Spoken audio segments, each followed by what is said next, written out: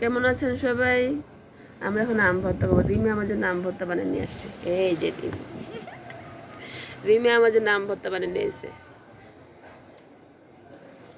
এটা হলো আমার ভাইয়ার মেয়ে, বড় ভাইয়ার মেয়ে। হ্যালো।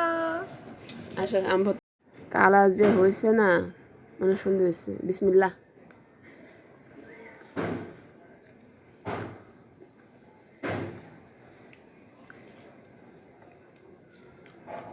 আম কি মিষ্টি ছিল রিমি? নিচে রাখো, পড়ে যাবো। নিচে রাখো, বিছানায় রাখো। চিনি দিছে। সবসময় ভর্তা বানাইলাম, চিনি টিনি কিছু দিবা না। চিনি ছিল আম ভর্তা মজা, সব ভর্তা। সেই লেভেলের জাল হইছিল। ঝাল হয় নাই, ঝাল তো হয় না, বোম্বা মরিচ দিলে ভালো লাগে। তুমি ঝাল বেশি খাও, এইটা হচ্ছে আসল কথা।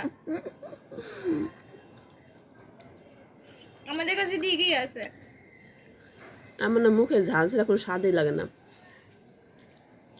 আরো মরিচ নিয়ে আসে মাখাই নি। তুমি খাবা কিভাবে? আমি এক পাশ থেকে খাবো না।